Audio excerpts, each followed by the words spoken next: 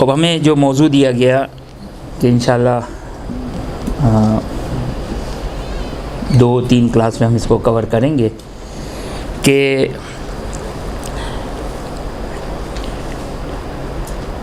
دین کی تعلیمات میں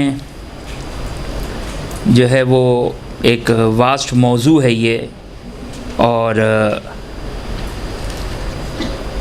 یہ آیت کی جس کو ہم نے سرنامہ کلام قرار دیا، یہ آیت بعثت کا مقصد بتا رہی ہے۔ هو الذی بعث فی الامیین رسولا منہم یتلو علیہم آیاتی ویزکیہم ویعلمہم الکتاب والحکمہ، کہ آپ صلی اللہ علیہ وآلہ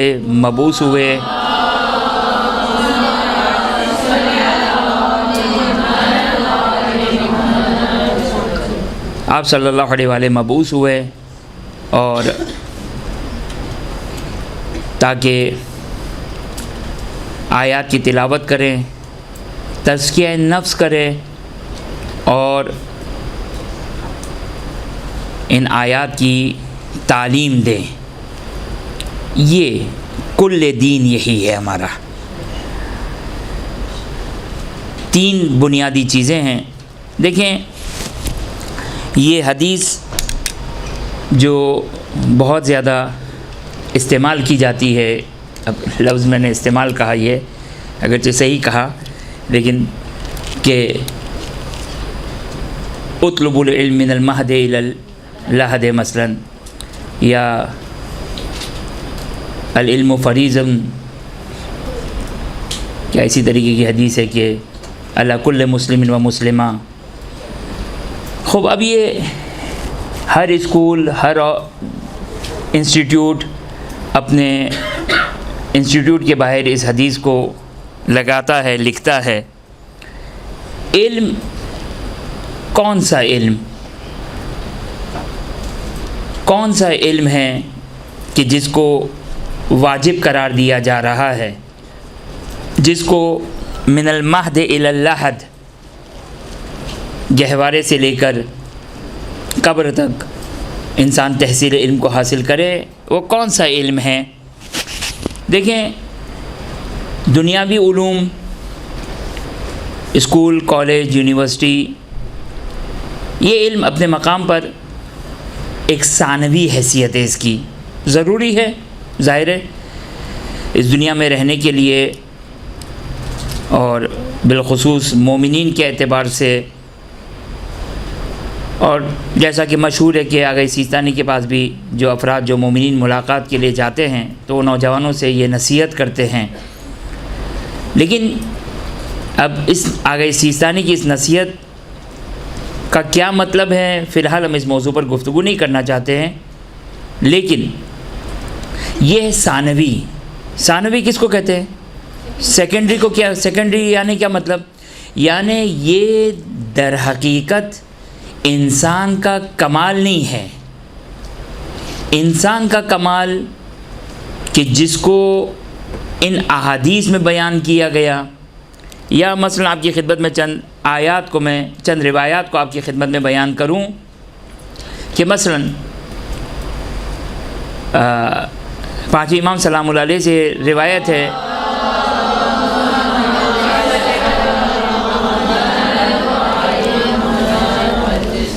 کہ سارعوا فی طلب العلم، سارعوا فی طلب العلم فوالذی نفسی بیدہ لحدیث واحد فی حلال وحرام تاخذوا عن صادق خیر من الدنیا وما حملت من ذهب وفضة وذلك ان اللہ یقول، آگیا آیت کہ سارعوا فی طلب العلم۔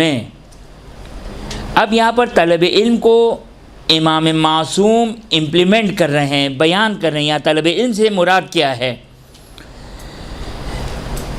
کہ ایک حدیث حلال و حرام کے بارے میں مثلا ایک سچے انسان سے لینا، یہ بہت امپورٹنٹ ہے۔ میں سچا ہوں جھوٹا ہوں؟ نہیں معلوم آپ لوگ کو، نہیں کہہ سکتے ہیں کچھ، کیسے کہنے میں سچ جاؤں، خوب نہیں معلوم ہے. خوب یہ توجہ کیجیے گا، دین حاصل کرنے میں تسامح نہیں ہونا چاہیے. دین کھیل نہیں ہے. ہمیں جس طرح ہم اپنے بچے کو اسکول بھیجتے ہیں، کالج بھیجتے ہیں، یونیورسٹی بھیجتے ہیں، کتنی تحقیق کرتے ہیں. کیوں؟ اس لیے کہ ہمارے بچے کا فیوچر اس کے اوپر ڈیپینڈ کرتا ہے. تو یہ فیوچر جو 100 سال کا ہے، میکسیمم 100 سال کا ہمارا فیوچر ہے، ہمارے بچے کا فیوچر ہے، وہ جو ابدی زندگی ہے، وہ اس کو ہم اس سے بھی لے رہے ہیں حدیث، اس سے بھی لے رہے ہیں، جو فیس بک پر آ کر بیان کریں، جو یوٹیوب پہ آ کے بیان کریں، جو جس پر آ کر بیان کریں. قال الامام صادق علیہ السلام آ گیا، ہم نے کہا چھٹے امام کا قول ہے. کس نے کہا چھٹے امام کا قول ہے؟ یہ وہ فقی مرجع مجتہد بیچارہ حوض علمیہ میں بیٹھا ہے، اس کی ساری محنت اسی بات پر ہے کہ ثابت کرے. کیا ثابت کریں؟ کہ یہ 5ویں امام کا قول ہے، چھٹے امام کا قول ہے. وہ ان کو میں کہوں کہ یہاں پہ پاکستان میں آ جائیں، فیس بک پر آ جائیں، واٹس ایپ پہ آ جائیں، تو یہاں پہ یوں مسئلے حل ہوں گے. یہ دین ہے، یہ دین اس طرح حل نہیں ہوتا ہے. سارعوا فی طلب العلم تاخذوا من صادق، سچے انسان سے لینا. امام فرماتے ہیں ایک حدیث حلال و حرام کی، یہ دنیا اور دنیا میں جو سونا چاندی ہے اس سے افضل ہے، اس سے افضل ہے ایک حدیث کو لینا حلال و حرام کے بارے میں. خوب اب یہاں پر انشاءاللہ آگے جا کے، اگر مجھے نہیں معلوم کہ میرے پاس کتنا وقت باقی رہتا ہے، آج تو نہیں آئے گی، لیکن آنے والی گفتگو میں انشاءاللہ آپ کی خدمت میں بیان کروں گا کہ اب حلال و حرام کی حدیث جو روایتوں میں بیان کیا گیا، یہ جو ہے وہ روایتوں میں، یا اب آج کے زمانے میں ہمارے لیے جب فقہ اور فقاہت اور اجتہاد ایک وسیع موضوع ہو چکا ہے، کہ اگر اشارہ انشاءاللہ شاید آپ کی خدمت میں کروں کہ کیوں وسیع ہو چکا ہے آج اجتہاد. گزشتہ زمانے میں زرارہ سے حدیث لے لی، محمد ابن مسلم سے دین لے لیا، ان سے دین لے لیا، تو یہ انشاءاللہ، لیکن ابھی فی الحال ہمارا موضوع نہیں ہے. ایک حلال و حرام کا مسئلہ، ہم آسان الفاظ میں یہ کہیں، ایک سچے انسان سے لینا، یہ دنیا و ما فیہا سے زیادہ خیر اور افضل ہے. یا روایت ہے کہ تفقہ فی الدین فإنہ من لم یتفقہ منکم فہو اعرابی، کہ تفقہ فی الدین کرو. تفقہ فی الدین، توجہ کیجیے گا، تفقہ فی الدین،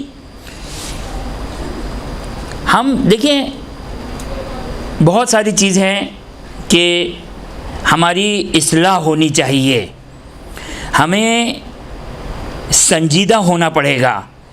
دین سیکھنا، دین بنیادی طور پر 3 چیزیں ہیں. دین میں بنیادی طور پر 3 چیزیں ہیں، اور ہم اس کی عادت کریں، اہل منبر بھی اور جو سامعین بھی ہے، کہ یہ دیکھیں کہ منبر پر یہ 3 چیزیں ہیں یا نہیں ہیں. دین ان 3 چیزوں کا نام ہے. ہماری ساری زندگی ان چیزوں کے لیے وقف ہونی چاہیے. پہلی چیز اعتقادات، عقائد، معارف. اب یہ تو میں نے صرف 3 جملے کہے، لیکن اس کے اندر ایک خزانہ موجود ہے. عقائد، جہاں توحید سے اس کا آغاز ہے، قیامت پہ اس کی انتہا ہے. اعتقادات جو عقائد سے متعلق ہیں، ہم نے پڑھ لیا اللہ ایک، پنجتن 5، امام 12، معصوم 14، پیغمبر 1,24,000، یہ فہرست پڑھی ہم نے. توحید، عدل، نبوت، امامت، قیامت، یہ فہرست پڑھی ہے. اب مثلا نہج البلاغہ کے وہ خطبات جو توحید پر مشتمل ہے، یہ معارف ہے، یہ توحید ہے، یہ خدا کی شناخت ہے، یہ خدا کی معرفت ہے. یہ کب سیکھیں گے؟ نہیں معلوم. پہلی چیز دین کا حصہ جو اعتقادات سے تعلق ہے، اصول دین سے تعلق ہے. اب ہمارے بزرگ علماء نے اس کے اوپر کتابیں لکھی. شیخ صدوق کی کتاب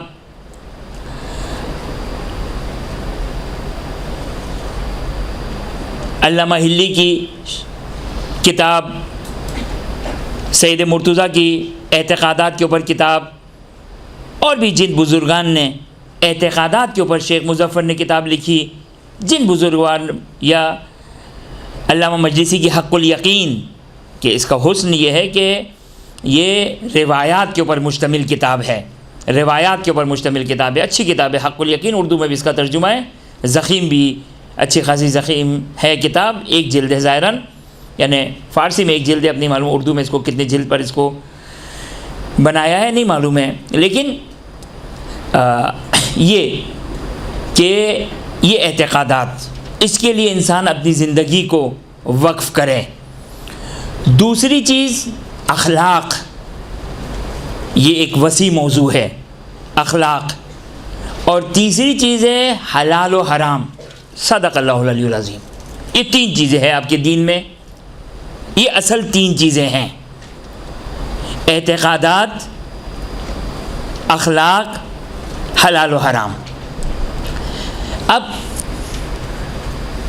آپ جو ہے وہ، ہم اور آپ پابند ہیں اس بات کے کہ ہمیں یہ ہے دین، یہ ہے اس حدیث کا مصداق کہ امام فرماتے ہیں کہ تفقہوا فی الدین، دین میں تفقہ کرو۔ تفقہ کا مطلب یہاں پر فقہ نہیں ہے، سمجھ مراد ہے، فہم مراد ہے۔ خود ایک قرآن کہ جو ان تمام چیزوں کا مجموعہ ہے، جس میں اعتقادی مسائل ہیں، اخلاقی مسائل ہیں، حلال و حرام کے مسائل ہیں، خود قرآن۔ خب قرآن، ہم تفسیر قرآن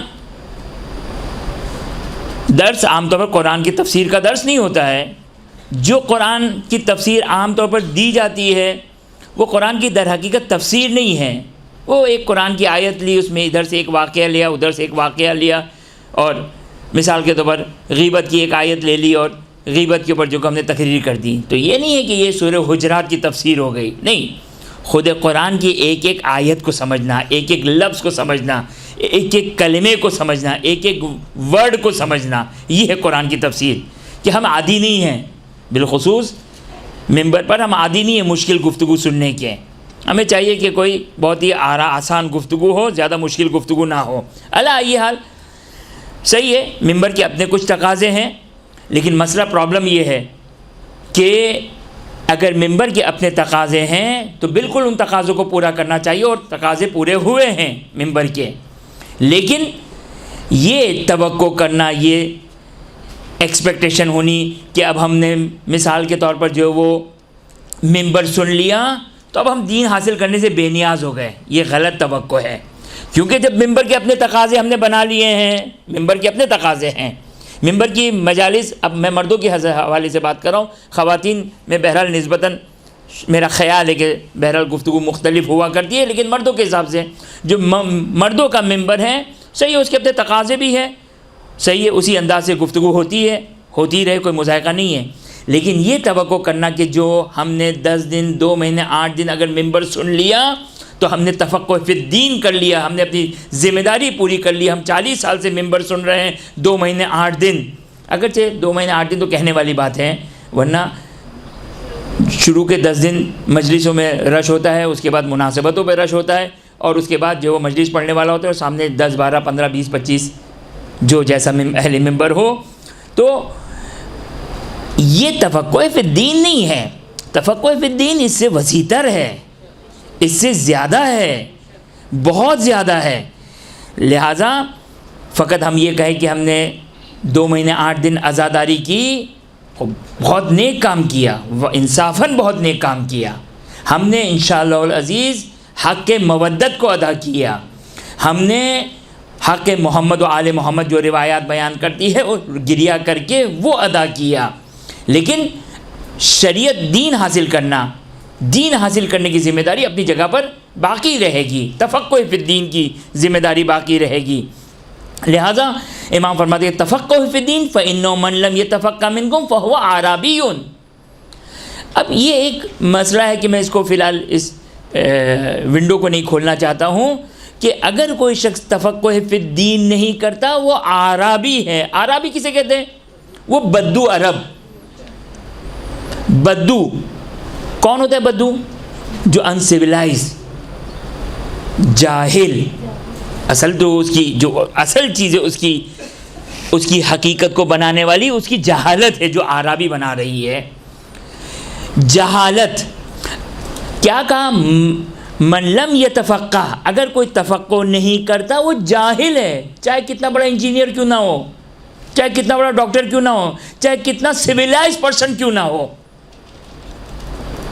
اگر تفقہ فی الدین نہیں ہے، امام کی نگاہ میں کیا ہے؟ وہ جاہل ہے. ایک روایت، اگرچہ وہ ظہور سے متعلق روایت ہے لیکن میں فی الحال یہاں پر نہیں پڑھنا چاہتا ہوں، لیکن وہاں پر بھی روایت جہالت سے تعبیر کیا ہے، جاہل سے تعبیر کیا ایک شخص کو، ایک گروہ کو. لیکن توجہ کریں کہ امام علیہ السلام اس روایت میں کیا فرماتے ہیں کہ من لم یتفقہ، جو تفقہ فی الدین نہیں کرتا ہے. تفقہ فی الدین یہی اعتقادات، اخلاقیات اور حلال و حرام. اگر کوئی یہ تفقہ فی الدین نہیں کرتا، اب کوئی کہے کہ مجھے حلال و حرام میں مزہ نہیں آتا ہے، فقہ میرا موضوع نہیں ہے. یہ کہا قبر میں یہ نہیں ہوگا کہ کون سا موضوع آپ کو پسند ہے اس پر ایسے لکھ دیں، کون سا موضوع آپ کو پسند ہے اس پہ آپ ایسے لکھ دیں. ایسا نہیں ہے. وہاں پر اعتقادات کے سوالات ہیں، اخلاقیات کے سوال ہے، حلال و حرام کے سوالات ہیں. صحیح ہے. اگر کسی کا کوئی موضوع نہیں ہے تو صحیح ہے. بعض لوگ ہوتے ہیں جو حلال و حرام اور فقہ میں ایک خاص دلچسپی رکھتے ہیں، وہ ہر مسئلہ سیکھنے کے جو وہ پیچھے ہوتے ہیں اور شوقین ہوتے ہیں، ہر مسئلہ سیکھنے کے، چاہے ان کے ممکن ہے 7 نسلوں تک جو وہ کسی کے کام آنے والا مسئلہ نہ ہو، لیکن شوق ہے ان کو. خود ایک فقاہت اس کو روایتوں میں، فقہ کو، حلال و حرام کو، اس کو خود روایتوں میں تمجید کی ہے، مدح کی ہے، تعریف کی ہے. چلیں اب ایک روایت جو کہ وہ شاید آپ لوگ بھی جو ہے وہ، بہرحال راوی کا نام میں بھول گیا، ظاہراً حماد یا حلبی، ان دو میں سے کوئی، دونوں قابل بھروسہ، خود اپنے زمانے کی فقیہ تھے. اب ایک واقعہ ہوا، میں وہ واقعہ مناسبت نہیں رکھتا کہ مناسب نہیں کہ میں یہاں پہ وہ واقعہ پڑھوں، لیکن خلاصہ ہے کہ میاں بیوی کے درمیان، یہ حماد تھے یا حلبی تھے، میاں بیوی کے درمیان کے اپنے کچھ مسائل تھے. امام راوی نے امام سے سوال کیا، جب وہ ایک فقہی مسئلہ آپس میں ایک بحث ہوئی، یا بحث تو نہیں ہوئی تھی، ایک بہرحال ایک عمل ہوا، اور راوی نے امام کے سامنے اس واقعے کو پیش کیا. توجہ کیجیے گا. امام علیہ السلام فرماتے ہیں کہ تمہاری بیوی، جبکہ یہ خود راوی فقیہ تھے اپنے زمانے کے، فقیہ تھے اپنے زمانے کے، تمہاری بیوی تم سے زیادہ بڑی فقیہ ہے، تم سے زیادہ افقہ ہے، زیادہ فقیہ ہے. ایک مسئلہ شرعی تھا جس میں اس راوی نے ایک اشتباہ کیا، ایک خطا کی، اور بیوی نے اپنے لیے ایک فقہی حل نکال کر اپنے آپ کو حرام سے بچا لیا. ایک مسئلے کی بنا پر امام فرماتے کہ تمہاری بیوی تم سے زیادہ بڑی فقیہ ہے، افقہ ہے. ایک یہ دیکھیں، اس سے پتہ چلتا ہے کہ افقہ یعنی فقیہ ہونا یہ خود جو کہ وہ ایک قابل مد ہے، قابل تعریف ہے کہ امام علیہ السلام جو وہ تعریف فرما رہے ہیں. بس توجہ فرمایا آپ نے کہ بس یہ تفقہ فی الدین. اگر تفقہ فی الدین نہیں ہے تو چاہے کتنا ہی سویلائز کیوں نہ ہو، کتنا ہی ایجوکیٹڈ کیوں نہ ہو دنیاوی اعتبار سے، لیکن شریعت کی نگاہ سے کچھ نہیں ہے، وہ زیرو ہے، وہ عربی ہے. عربی یہ کنایہ ہے، اشارہ ہے. کس چیز سے اشارہ ہے؟ جاہل ہے وہ انسان اگر تفقہ فی الدین نہیں ہے. خوب، ہم یہ دیکھیں کہ ہمارے پاس قرآن کی تعلیمات کتنی ہیں، ہمارے پاس معارف کی تعلیمات کتنی ہیں، ہمارے پاس حلال و حرام اور اخلاقیات کی تعلیمات کتنی ہیں، اور اس میں بھی توجہ کیجیے گا. اب خوب توجہ کیجیے گا کہ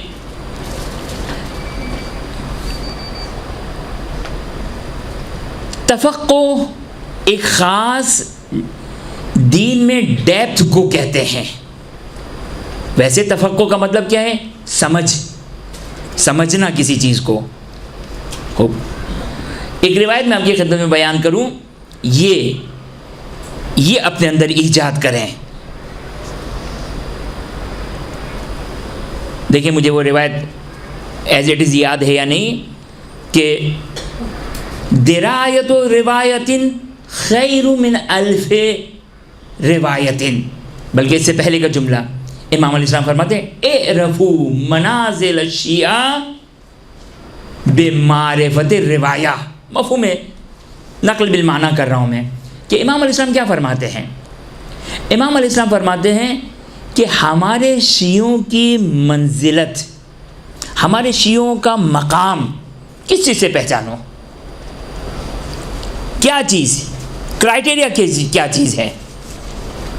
کیا کرائٹیریا ہے فضیلتوں کا؟ فضیلتوں کا کیا کرائٹیریا ہے؟ امام علیہ السلام کیا فرماتے ہیں امام کی نگاہ میں کرائٹیریا کیا ہے؟ اب فقہ حدیث اپنے مقام پر، لیکن اعرفوا منازل الشیعہ بمعرفت الروایہ، کہ ہمارے شیعوں کی مقام اور منزلت کو پہچانو کہ روایت کی معرفت کیا ہے. پھر امام فرماتے ہیں کہ معرفت الروایہ ہی الدرایہ. درایا کس کو کہتے ہیں؟ ایک حدیث کیا کہنا چاہتی ہے، امام کا یہ قول کیا کہنا چاہتا ہے، یہ قول کیا اس کو جو فہم کی ڈیپتھ ہے، جو سمجھنا ہے پوری گہرائی کے ساتھ، اس کو کہتے ہیں درایت. ممکن آپ کو 40 حدیثیں یاد ہو، یہ روایت ہے کہ جو 40 حدیثوں کو یاد کرے گا وہ قیامت کے دن فقیہ محشور ہوگا. مفہوم روایت ہے.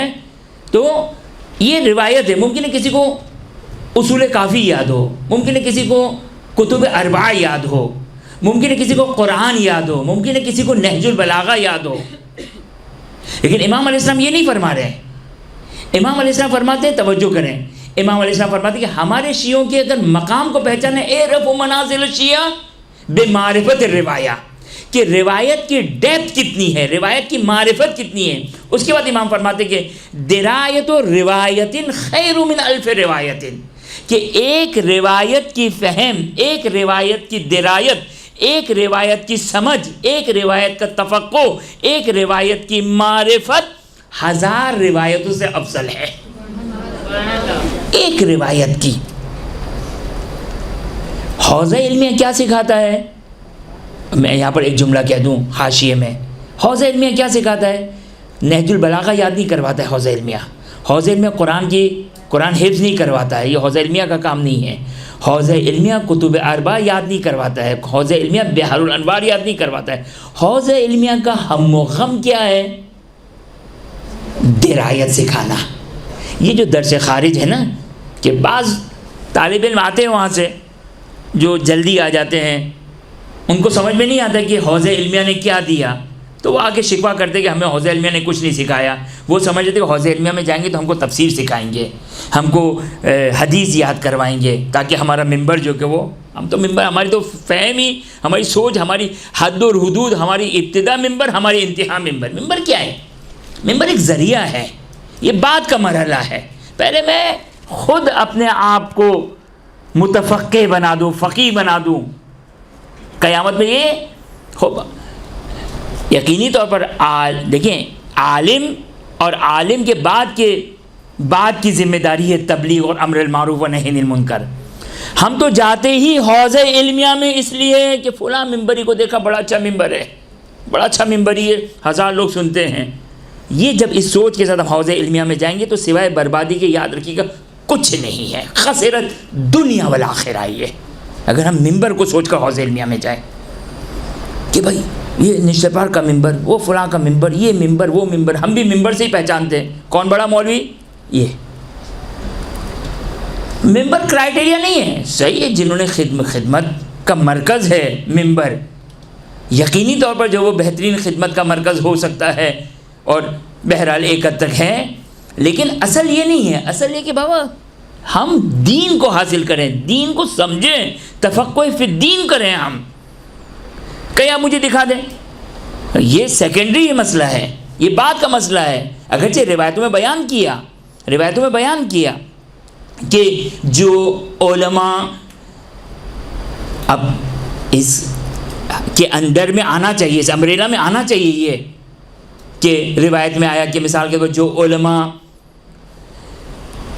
امت کی رہنمائی کرتے ہیں وہ یتیمان آل محمد کی کفالت کرنے والے ہیں. لیکن یہ بات کا مرحلہ ہے. اب میں نے کہا یہ حدیث کتنی خوبصورت ہے، یتیمان آل محمد کی کفالت کرنے والے بن جائیں گے. اب ہم کیا کریں؟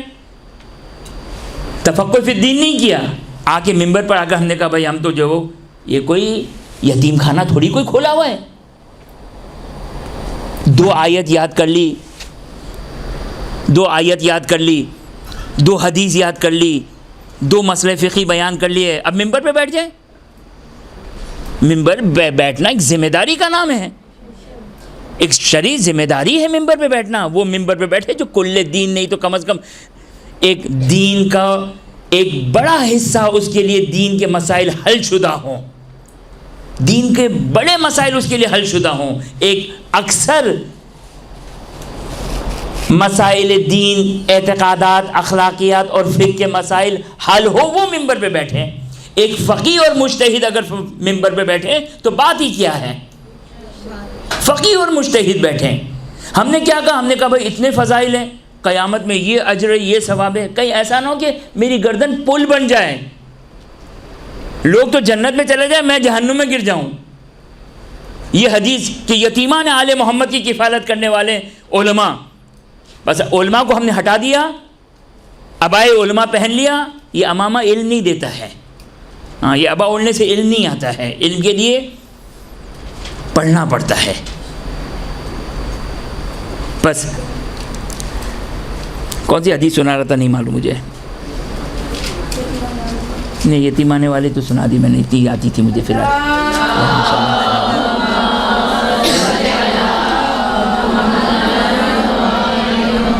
خوب کون سی؟ آسن. اعرفوا منازل الشیعہ، ہمارے شیعوں کی منزلت دیکھو. حافظ، یہ میں آپ کی خدمت میں جو عرض کر رہا تھا کہ حوضہ علمیہ بحار الانوار یاد نہیں کروائے گا. یہ آپ جا کے اپنے وطن میں جا کے بحار الانوار پڑھنا، اب وہاں پہ پڑھنا سے کوئی مذائقہ نہیں ہے. لیکن یہ حوضہ علمیہ نہیں سکھاتا. حوضہ علمیہ کیا سکھاتا ہے؟ درایت. درایت کہاں پر آتی ہے؟ درس خارج میں آتی ہے. اس سے پہلے درایت آئے گی لیکن وہ ڈیپتھ نہیں آئے گی. فقیہ، مرجع، مجتہد. آپ دیکھیں شیخ صدوق سے لے کر آج تک آپ کے پاس دیکھیں مختلف موضوعات کے علماء گزرے ہیں. قدیم زمانے میں ایک ہی فقیہ ایک ہی شخص ہوتا تھا. وہ فقیہ بھی تھا، کلامی بھی تھا، مفسر بھی تھا، محدث بھی تھا، رجالی بھی تھا، لغت کا ادیب بھی تھا. مثلا سارے کے سارے ایک ہی شخص کے اندر سارے کے سارے جمع تھے. آج کے فقیہ کے پاس اتنا ٹائم نہیں ہے. کیوں؟ اس کو واٹس ایپ دیکھنا ہے، اس کو فیس بک دیکھنا ہے؟ نہیں. آج علم ترقی کر چکا ہے. جس طرح دنیاوی علوم ترقی کر چکے ہیں، اگر آج آئنسٹائن آ جائے، نیوٹن آ جائیں تو اس کو پہلے کالج یونیورسٹی میں پڑھنا پڑے گا سارا. وہ کہے گا کہ بھائی میں نے تو یہ فارمولا ڈسکرائب کیا تھا، میں جو کہ وہ مثال کے طور پر اتنا بڑا سائنسدان ہوں. تو آپ سر آنکھوں پر، آپ سے ہم نے یہ سب کچھ سیکھا، لیکن آج علم ترقی کر چکا ہے، آپ کو یہ سب کچھ پڑھنا پڑے گا، پھر ممکن آپ ہم سے آگے بڑھ جائیں.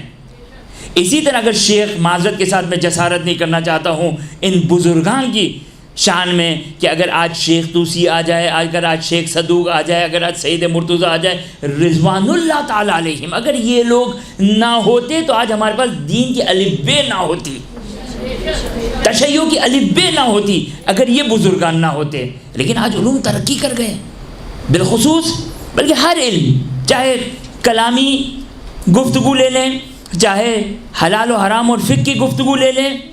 شیخ مرتضیٰ انصاری جو اپروکسیمیٹلی تقریباً 200-225 سال پہلے جن کا انتقال ہوا، کہ جنہوں نے ایک نیا فہم فقہ اور اصول کو عطا کیا حوضے کو، اگر وہ بھی آ جائیں گے تو ان کو بھی بہت ساری چیزیں ممکن ہے پڑھنا پڑے. لیکن اگرچہ وہ آئیں گے تو ان کو اب ہماری طرح 10 سال نہیں چاہیے ہوں گے، 15 سال نہیں چاہیے ہوں گے، 20 سال نہیں چاہیے ہوں گے، ممکن ہے 6 مہینے، 1 سال، 2 سال، 3 سال میں اس کو وہ کور کر لیں. لیکن کہنے کا میرا مقصد یہ کہ اب علوم ترقی کر گئے ہیں، بہت ترقی کر گئے ہیں. لہٰذا جو حوزہ علمیہ، میں آپ کی خدمت میں جو نقطہ عرض کرنا چاہ رہا تھا کہ توجہ کیجیے گا، شیخ صدوق سے لے کر آج تک، دیکھیں مجھے تو اگر میں گننا شروع کروں گا تو شاید 10-15 فقہا سے زیادہ نام نہیں لے سکوں گا، مشکل سے بڑے 10 15 20 25 فقہا کے شاید نام لے لوں. لیکن 1000 سال کا زمانہ اپروکسیمیٹلی غیبت صغریٰ سے لے کر آج تک 1000 سال کا زمانہ گزر چکا ہے، 1000 سال کا زمانہ گزر چکا ہے.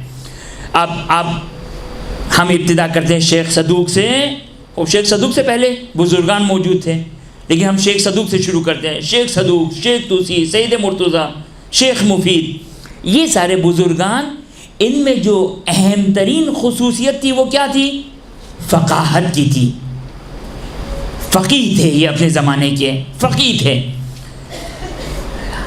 حدیث کی ڈیپتھ، آج کا فقیہ اگر ایک فتویٰ بیان کرتا ہے تو اس کو دیکھنا پڑے گا کہ شیخ طوسی نے کیا کہا، شیخ صدوق نے کیا کہا، سید مرتضیٰ نے کیا کہا، شیخ مفید نے کیا کہا، فلاں فقیہ نے کیا کہا، ابن زہرہ نے کیا کہا، عمانی نے کیا کہا. یہ مختلف فقہا، ان کے اقوال کو دیکھنا پڑے گا.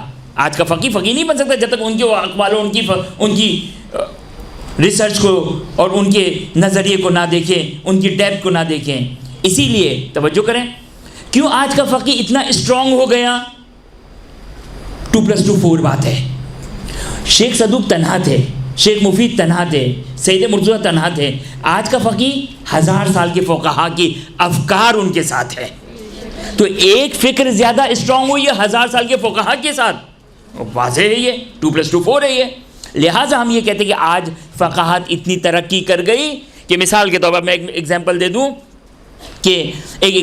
دوں کہ مثال کے طور پر شہید ثانی کے فرزند نے ایک اصول کے اوپر، یا شیخ طوسی اپروکسیمیٹلی 1000 سال پہلے شیخ طوسی نے اصول کیا ہوا کرتے ہیں؟ اجتہاد کے لیے بہت سارے علوم کی ضرورت ہے، لیکن بنیادی طور پر 2 چیزیں ہوتی ہیں. مجتہد آج بھی 2 چیزوں کا درس خارج دیتا ہے، ایک فقہ کا، ایک اصول فقہ کا. ایک فقہ کا اصول درس خارج بہت وسیع ہوتا ہے. کتنا وسیع؟ اب آپ فقہ کی ڈیپتھ کو دیکھیں، فقہ کتنا طویل موضوع ہے. یہ سن کر ہمارے پسینے چھوٹ جائے کہ ہماری زندگی تلف ہو گئی، ضائع ہو گئی، ہم کہاں کھڑے ہیں. روایت ہے کہ بکیر بن عیون عن اخی زرارہ حضرت کے ساتھ، کہ روایت ہے کہ زرارہ انشاءاللہ اگلی دفعہ انشاءاللہ پوری کوشش کروں گا کہ زرارہ کے بارے میں جو امام کی حدیث ہے جو ہمارے موضوع سے ریلیٹ کرتی ہے وہ آپ کی خدمت میں بیان کروں گا کہ کون تھے زرارہ. لیکن زرارہ نے سوال کیا، توجہ کریں، اس روایت سے پتہ چل رہا ہے کہ زرارہ کا مقام کیا تھا. اور آپ کی خدمت میں جو میں کہنا چاہ رہا تھا، پھر وہ جملہ میرا مس نہ ہو جائے، پہلے میں اس جملے کو کمپلیٹ کروں پھر اس حدیث کو بیان کروں. توجہ کیجیے گا، شیخ صدوق سے لے کر آج تک، دیکھیں آپ کے پاس کتنے علوم ہیں، یہ 4-5 علوم میں نے گنے: محدث، حدیثوں کو بیان کرنے والا، مفسر، قرآن کی تفسیر کرنے والا،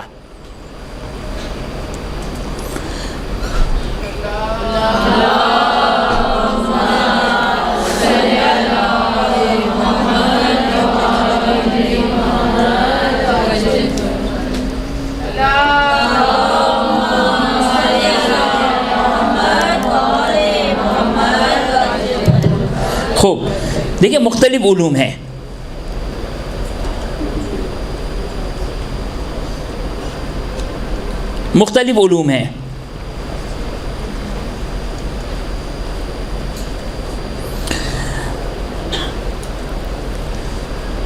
تفسیر، حدیث جس کو محدث کہتے ہیں، رجالی.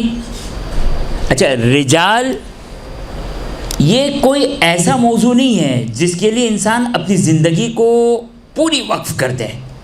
رجال کس کو کہتے ہیں؟ رجال ایک امپورٹنٹ علم ہے کہ جو بھی حدیث ہے ہمارے پاس، یہ حدیث 5ویں امام سے ہے، 6ٹھے امام سے ہے.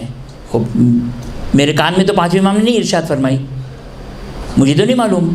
تو اب جو اس کے راوی ہے جس کو نیریٹرز کہتے ہیں، 1 2 3 4 5، شیخ کلینی آگے آگے آگے کر کے 6ٹھے امام تک 4 آدمی 5 آدمی 6 آدمی ایک روایت کو بیان کرتے ہیں. یہ ہے علم رجال. کیا کہ آیا یہ شخص بھروسے کے قابل ہے یا نہیں ہے؟ وہ بھروسے کے قابل ہوگا تو روایت ثابت ہوگی نا. شاید جھوٹ باندھ ہو امام کی طرف، جھوٹ نہ بھی باندھا ہو.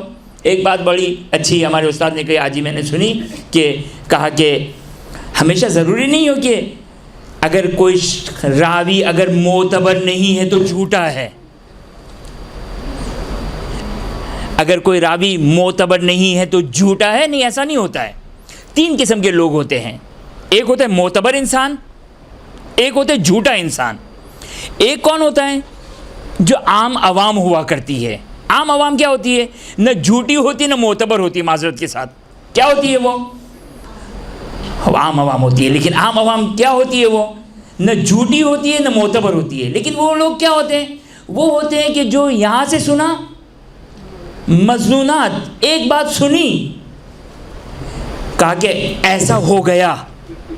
جیسے ہم کرتے ہیں نا، 6ٹھے امام کا فرمان ہے، سوال کرتے جب ہم سے 6ٹھے امام کا فرمان ہے کیا ثابت ہے؟ نہیں، واٹس ایپ پہ حدیث آئی تھی. یہ عوام کا حال ہے. توجہ کیا آپ نے؟ ان پر اعتبار نہیں کیا جا سکتا ہے. ابھی ایک دم آواز بڑھ جاتی ہے، معذرت. ان پر اعتبار نہیں کیا جا سکتا ہے. توجہ کیا آپ نے؟ جو فوراً کہے کہ ایسا ہو گیا، جب آپ کھوج لگائیں تو کہا نہیں میں نے تو سنا تھا، میں تو کہیں سے گزر رہا تھا تو یہ میں نے سن لی تو ثابت کیسے ہوئی؟ یہ ہے عوام. 3 قسم کے لوگ ہو گئے. ایک ہے جھوٹا، اس کا کام ہی جھوٹ باندھنا ہے، جھوٹ بولنا ہے. ایک ہے قابل بھروسہ، جب تک اس کے لیے کوئی بات ثابت نہ ہو وہ آگے فارورڈ نہیں کرے گا. اب مثال کے طور پر میں اپنی مثال دوں، یا جو بھی طالب علم علماء جو مثلا ممبر پہ آتے ہیں، مثال کے طور پر اب میں ایک حدیث کے بارے میں کہوں، امام صادق علیہ السلام نے فرمایا، 6ٹھے امام نے فرمایا. خب میں اتروں، آپ نے سوال کیا کہ یہ 6ٹھے امام کی حدیث 6ٹھے امام نے فرمایا ہے. میں کہوں کہ نہیں، 6ٹھے امام نے نہیں فرمایا، لیکن مثال کے طور پر علامہ مجلسی نے اپنی کتاب بہار میں اس حدیث کو بیان کیا ہے. یہ ہے غیر معتبر انسان. پھر کیسے بیان کروں میں؟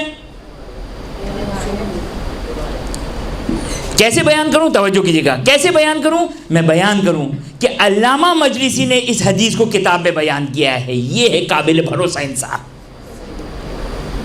اس سے روزہ باطل نہیں ہوتا ہے. اگر میں نے کہہ دیا 6ٹھے امام نے فرمایا اور میں متوجہ ہوں کہ یہ میرے نزدیک ثابت نہیں ہے، پھر بھی میں کہوں 6ٹھے امام نے فرمایا، میرا روزہ کیا ہو جائے گا؟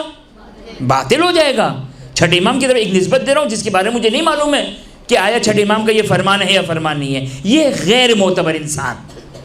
یہ ہے غیر معتبر انسان. توجہ فرمایا آپ نے؟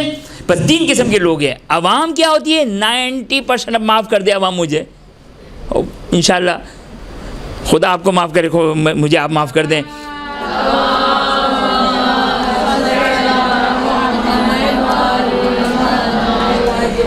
اکثر عوام کیا ہوتی ہے؟ اکثر عوام یہ ہوا کرتی ہے کہ جو ہے وہ بس ایک بات سنی اور آگے نہ بھی بڑھائی ہو، اس پر ایک ایمان بھی بنا لیا، اعتقاد بھی بنا لیا، اس پر دین بھی بنا لیا.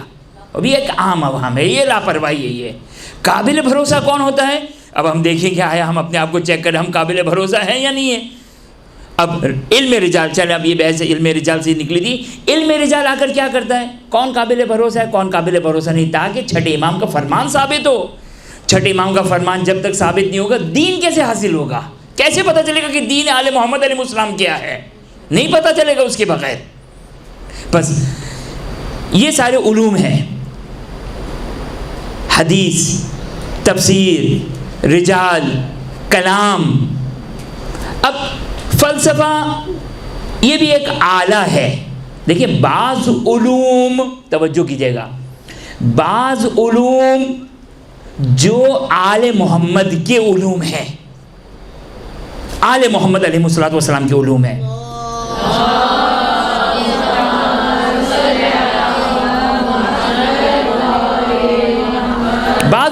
آل محمد علیہ السلام کے علوم ہیں. آل محمد کے علوم کس کو کہتے ہیں؟ آل محمد کے علوم اس کو کہتے ہیں جو بحار الانوار میں ہے، جو کتب اربعہ میں ہے، جو حدیث کی شکل میں آئے، اس کو کہتے ہیں علوم آل محمد. علم رجال علوم آل محمد ہے. کیوں؟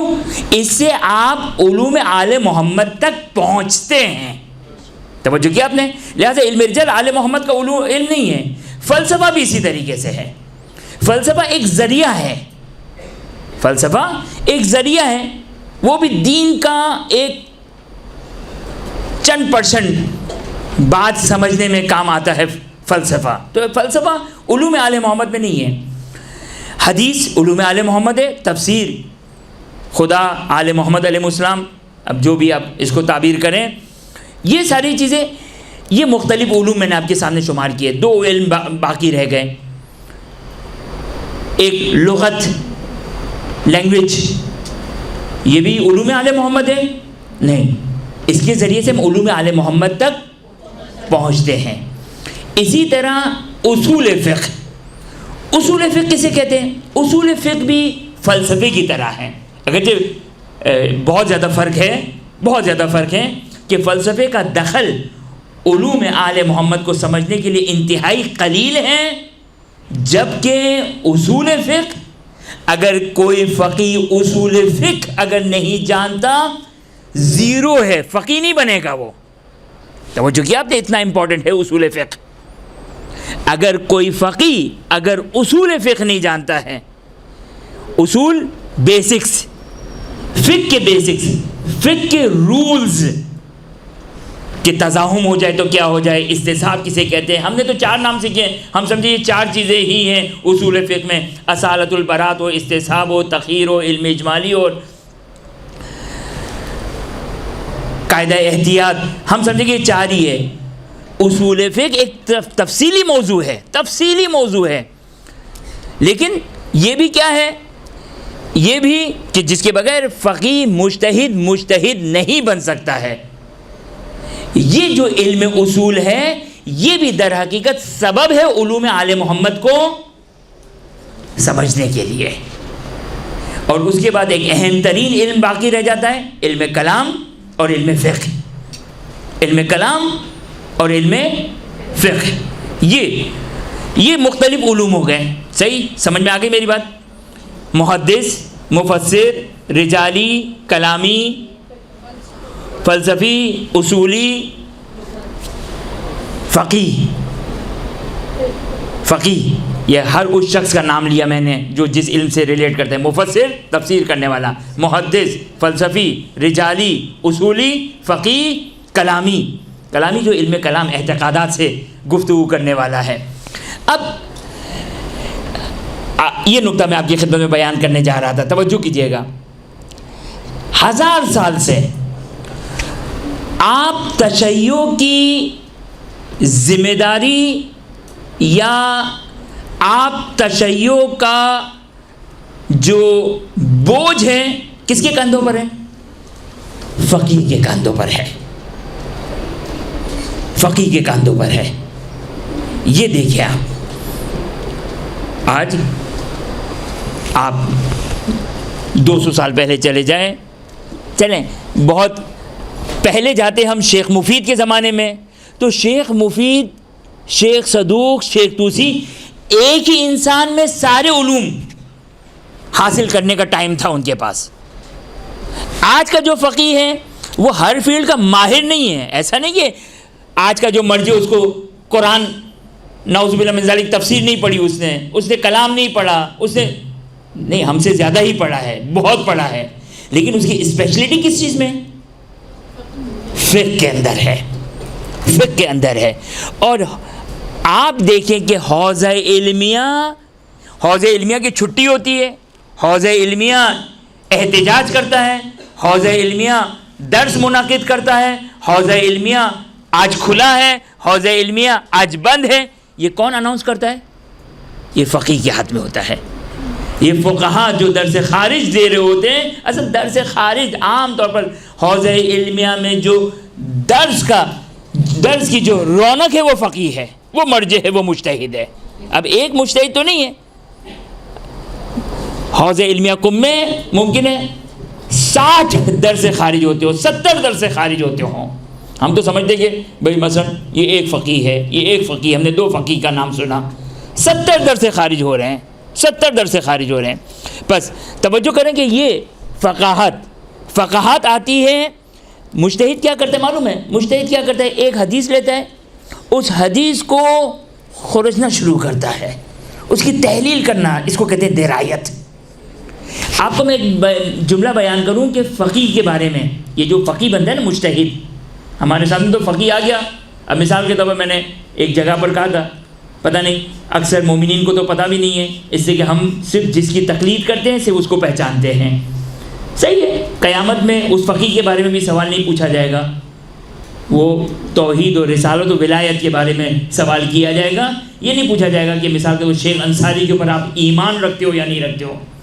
شیخ انصاری پر کیا ایمان رکھوں؟ کلمہ پڑھوں شیخ انصاری کا، لا الہ الا اللہ محمد رسول اللہ علی ولی اللہ و شیخ انصاری حجت اللہ، نعوذ باللہ. نہیں، چاہیے، اچھی بات ہے، فقہا کے بارے میں معلومات حاصل ہونا ایک اچھی چیز ہے. لیکن آپ کی خدمت میں عرض کروں کہ فقیہ کیا ہوتا ہے؟ بزرگان کی تعبیر استعمال کرو، اپنی تعبیر نہیں ہے. فقیہ کس طرح فقیہ بنتا ہے؟ آج اگر ہمارے پاس ایک فقیہ، ہم جانتے فقط ایک فقیہ کو، 2 فقیہ کو، 3 فقیہ کو جانتے ہیں، اس سے زیادہ ہم نہیں جانتے ہیں. لیکن جو فقیہ ہوتا ہے وہ اعتنا بھی نہیں کرتا کہ آپ اسے پہچانیں یا نہ پہچانیں. لیکن آپ کی خدمت میں عرض کروں کہ مثال کے طور پر آج یہ 1 مہینے پہلے، 1.5 مہینے پہلے سید محمد سعید الحکیم اعلی اللہ مقامہ کا انتقال ہوا، اپروکسیمیٹلی 90 ایئرز کی ایج. یہ فقیہ کیسے بنا؟ جس کو ہم نے فاتحہ پڑھ لیا زیادہ سے زیادہ. خوب، اس کو اور کیا چاہیے؟ اس کو کچھ اور نہیں چاہیے. فاتحہ پڑھ لیا، اس نے آپ کا شکریہ ادا کیا. لیکن یہ فقیہ کس طرح بنا ہے؟ میرا جملہ نہیں ہے، فقہا کا جملہ ہے. میں کیا کہہ سکتا ہوں، میری کیا حیثیت ہے؟ فقہا کا جملہ کیا کہتے ہیں؟ ایک فقیہ کیسے بنتا ہے؟ آپ سوئی لیں، سوئی سے کنواں کھودیں، سوئی سے آپ کھودنا شروع کر دیں. آج سے 10 سال بعد، 20 سال بعد، 50 سال بعد، 60 سال کے بعد جب کنواں تیار ہو گیا تو آپ کی محنت از اکول ٹو فقیہ کی محنت. یہ ہے. کیا کرتا ہے وہ؟ یہ تو وسائل الشیعہ. ممکن آپ کسی 5 سال کے بچے کو کہے بھائی وسائل الشیعہ یاد کر لو، کتنا ٹائم لگے گا؟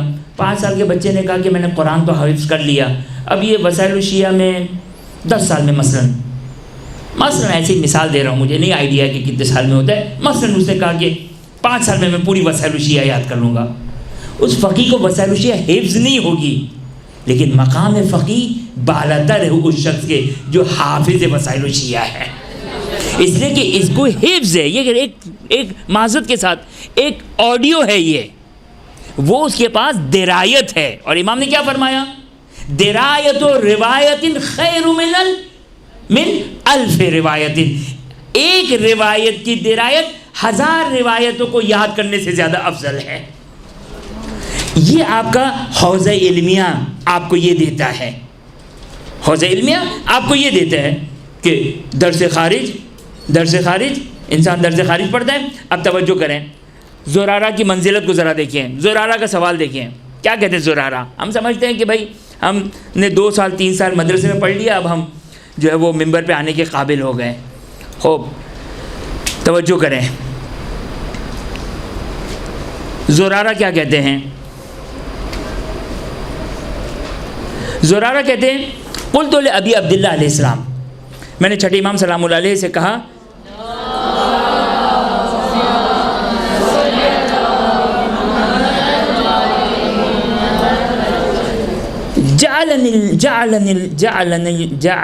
جعلنی اللہ فداک، کہ خدا مجھے آپ پر فدا کرے. ادب دیکھیں کیسا ادب ہے یہ، کہ خدا مجھے آپ پر فدا کرے. اسألک فی الحج منذ 40، توجہ کریں، فقہ کسے کہتے ہیں؟ ہم سوچے تو ہم نے اپنی زندگی گزار لی، دین حاصل کرنا ہے ہمیں، کہاں کھڑے ہیں، ہمارے پاس کتنا ہے دین کا علم. یہ زرارہ کون ہے؟ انشاءاللہ یہ اگلی دفعہ آپ کی خدمت میں انشاءاللہ بیان کروں گا. یہ زرارہ اپنے زمانے کے فقیہ تھے. فقیہ کیا فرماتے؟ اسألک فی الحج منذ 40 عاما فتفتینی، مولا میں آپ سے حج کے، نماز روزہ زکوٰۃ، خمس، اجارہ، مضاربہ، خرید و فروخت، قرضہ، ہبہ، وقف، نذر، قسم، عہد، میراث، یہ سب الگ ہے، یہ سب الگ ہے۔ حج کے بارے میں، صرف ایک حج کے بارے میں زرارہ کہتے ہیں یا ابن رسول اللہ، میں حج کے بارے میں آپ سے 40 سال سے سوال کر رہا ہوں۔ کتنے سال سے؟ 40 سال سے سوال کر رہا ہوں، لیکن آپ جب سوال کرتا ہوں ایک نیا نکتہ ہوتا ہے، جب سوال کرتا ہوں ایک نئی چیز سیکھتا ہوں۔ آج تک یہ مسائل ختم نہیں ہوئے، یہ ختم نہیں ہوئے، 40 سال سے سوال کر رہا ہوں۔ امام فرماتے ہیں یا زرارہ بیت حج اللہ قبل آدم ب1000 عام تريد ان تفتی مسائل فی 40 عاما۔ اے زرارہ، خداوند متعال نے خانہ کعبہ کو حضرت آدم کی خلقت سے 2000 سال پہلے بنایا تھا، تم چاہتے ہو 40 سال میں اس مسائل کو حل کر لیں؟ اس کو کہنے کا مقصد یہ چھوٹا سا نمونہ ہے، ہزاروں مسائل ہیں، یہ میں نے آپ کی خدمت میں شمار کیے: نماز، روزہ، حج، زکوٰۃ، خمس، امر بالمعروف، نہی عن المنکر، نکاح، طلاق، میراث، بینکنگ کے مسائل، انشورنس کے مسائل، کاروبار کے مسائل، شراکت کے مسائل، ہزاروں مسائل۔ یہ کب حل ہوں گے؟ یہ کب حل ہوں گے؟ تو بس آخری ایک حدیث سن لیں، آپ کی زحمت کو تمام کرو۔ آخری حدیث، 2 حدیث ہیں انشاءاللہ، 2 حدیث۔ اچھا، بعض لوگ، ویسے یہ حدیث مجھے اگلی دفعہ بیان کرنی تھی لیکن اب آج ہی سن لیں کہ حدیث معتبر ہے، حدیث معتبر ہے۔ اور بڑی، بعض لوگ کہتے ہیں نا بھائی سیکھیں گے تو پھنسیں گے نا، سیکھو ہی نہیں، سیکھیں گے تو پھنسیں گے، سیکھو ہی نہیں۔ حدیث معتبر، راوی چھٹے امام جعفر صادق علیہ السلام سے روایت کرتا ہے،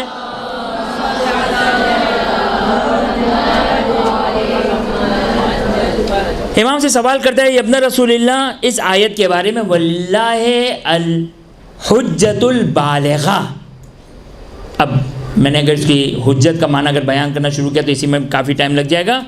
اللہ کے لیے حجت ہے، حجت بالغہ ہے، اس آیت کے بارے میں سوال کیا۔ امام علیہ السلام نے فرمایا ان اللہ تعالی یقول للعبد یوم القیامہ۔ آغاز کہاں سے کیا تھا میں نے اس حدیث کو پڑھنے سے پہلے؟ لوگ کہتے ہیں کہ بھائی سیکھیں گے تو پھنسیں گے، سیکھو ہی نہیں، اس کے لیے ان لوگوں کے لیے حجت۔ حدیث معتبر، امام فرما رہے ہیں کہ ان کے لیے حجت ہے۔ یہ کیا ہے؟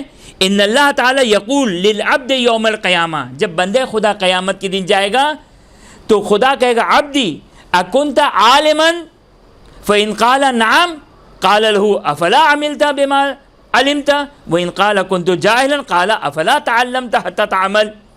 امام علیہ السلام فرماتے ہیں کہ جب ایک شخص قیامت کے میدان میں کھڑا ہے، قیامت کے میدان میں کھڑا ہے، اب تو سر سے پانی گزر چکا ہے، اب سوائے ندامت و افسوس کے کچھ نہیں ہے۔ یہی دنیا ہے جس میں اگر ہم سنجیدگی کے ساتھ اگر وقت دے دیں تو اتنی ہی ہماری نجات ہے انشاءاللہ، باقی اہل بیت کی شفاعت کے وسیلے سے انشاءاللہ نجات ہے ہماری۔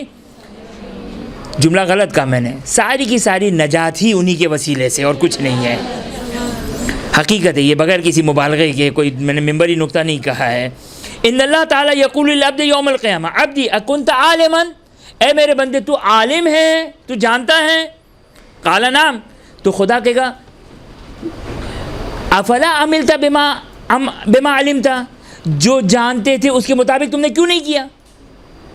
جب تم جانتے تھے، اب ہماری عوام اس حد تک رہتی ہے، اسی لیے ہم جانتے ہی نہیں ہیں کہ خدا قیامت کے دن یہ کہے کہ جب جانتے تھے تو کیوں نہیں کیا؟ نہیں، حدیث یہاں پہ مکمل نہیں ہوئی ہے۔